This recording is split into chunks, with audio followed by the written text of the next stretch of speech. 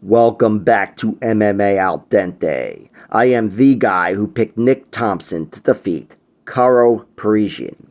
And I'm here to talk about Mohammad Mokaev versus Tim Elliott.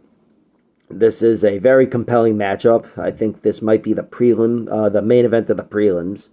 Tim Elliott is 36 years old, 19, 12, and 1 as a pro, and he's given up 3 inches of reach to 23-year-old Mohammad Mokaev, who is 10-0 as a pro and 23-0 as an amateur, I believe.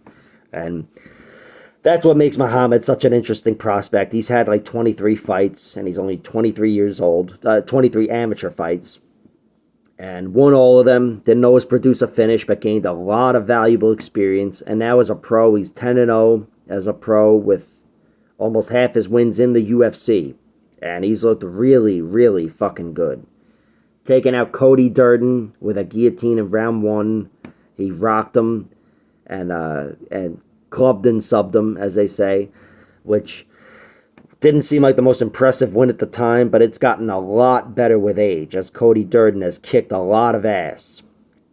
Speaking of which, Cody Durden also kicked Charles Johnson's ass. That was Mohammad Mokaev's second win, beating him by decision. Charles Johnson is an incredibly tough fighter to put away, just insanely tough to put away. Brandon Royval came close, but that was really it. And Mohammad Mokaev had to resort to out-wrestling him largely and out-pointing him. And then he got 2 third-round finishes, submission wins over Jafel Filho and Malcolm Gordon, in fights in which he was largely dominant, although Jafel Filho broke his knee in half or whatever. Had him in a deep knee bar that really fucked Mokaev up, I believe. And Mokaev was able to survive that, which shows a lot of shit, a lot of traits, and then secure the finish not long after that, within the same round. He got the neck crank. So that was his most impressive win in a lot of ways, although Cody Durden is easily the finest win on paper. But also he beat Malcolm Gordon with an armbar in round 3, and that was one where he didn't face so much adversity. He was largely dominant in the fight, like he was really against Filho. But he did let his back get taken at the very end of round 2. Malcolm Gordon took his back and had some control. But as I've said before, I think that was Mokaev kind of taking his foot off the gas because he realized he had secured the round and just said, fuck it. But either way, that's something he can't really do against Tim Elliott. Tim Elliott's a guy that, you don't want to present these opportunities to, because Tim Elliott's an excellent wrestler and in particular an excellent scrambler. He's really good. Really, really good, securing top position. He's got some of that Darren Elkins in him, which we saw last week. But Tim Elliott is unorthodox. That's his primary trait as a fighter, even though his wrestling is his primary asset. He's a weird fighter, Tim Elliott. Weird movement, herky-jerky shit going on, makes Dominic Cruz look normal. And Tim Elliott is very fast and unorthodox. And I think the way he fights, mixing in his striking and his wrestling, it presents a good challenge for Mokaev. Tim, he's got 19 wins, 9 finishes, 10 decisions, and 12 losses. He was finished once by TKO. That was in 2009, and it was in a minute. I haven't seen it, but it's like it never happened in my opinion. And he was finished 5 times by submission, all to really good guys, and many of them in the UFC. Joe Benavidez, the fucking tapping with his legs while he was in a guillotine. Ben 10 win, rear naked choked him inside of a minute, maybe even inside of 30 seconds. That fight was just, wow, that was like an anomaly, that fight. But it did happen. He was choked in 30 seconds or whatever. Davison Figueiredo guillotined him in round 1, and Brandon Royval arm triangle choked him in round 2. Those are champions and challengers, some of the very best there that Tim Elliott lost to.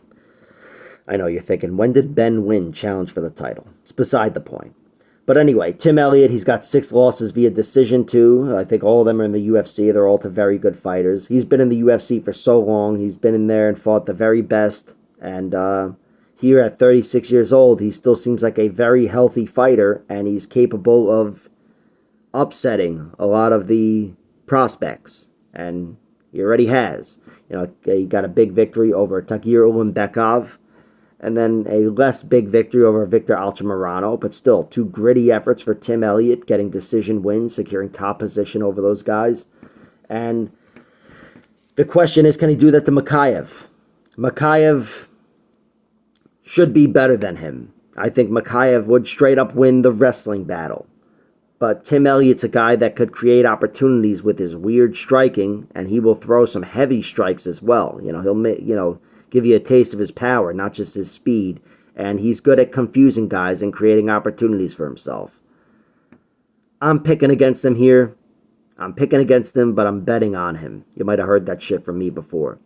Mohammad Mokaev is a minus 430. No way do I think that's fair. With Tim Elliott being a plus 330, they got those lines wrong, but Mohammad Mokaev should still win this fight.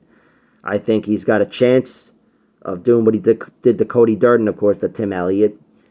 But I think he's a very composed fighter for a 23-year-old. Not one of these kids that's going to be shaken up and overwhelmed by the veteran, because he's already got more fights probably than Tim Elliott, including his amateur experience. He's definitely not as experienced altogether as Tim Elliott, who's been fighting in the UFC for a long time and over many stints. But I still trust a lot about Mohammad Mokaev as a seasoned fighter at 23 years old. Again, getting those round 3 finishes in his last 2 fights, it's very impressive. So here I'm taking Mohammad Mokaev. I think he slows things down against Tim Elliott, is able to catch him and wrangle him and secure top position and throw Tim Elliott off his game a little bit. I think if he was able to get top position over Tim Elliott, there's a good chance he finds a submission. Now, Tim Elliott's been caught by submissions in round 1, a good amount of them, but he's been caught down the stretch as well. Brandon Royval in round 2. Shane Howell triangle choked him in round 3, very early in his career. And I just think Mohammad Mokaev by submission, it could come at any point, really, but I think it's a likely path to victory for Mokaev. Neck and neck, even with decision, which, wouldn't surprise me if he won a decision. But that's the pick, but I have to see the prop bets for Mohammad Mokaev by submission, really, if they're juicy enough. But otherwise, I just plan on throwing a few sprinkles on Tim Elliott. I think Tim Elliott is a guy that is one of those veterans that can mix shit up very well and beat some very good fighters. And Mohammad Mokaev, despite being very seasoned and whatever, he's still only 10-0 as a pro. And he hasn't faced every test. And I think Tim Elliott could surprise him in a few different ways. He got that tight victory over Tagiro and Bekov, but it's because Tim Elliott was so good at mixing shit up and had such good scrambling where he banked those first 2 rounds. And could happen here. Not picking it to happen. I'm picking Mohammad Mokaev to win, but I'll absolutely throw something on Tim Elliott. Like, share, subscribe, all that horse shit. Check out my other videos.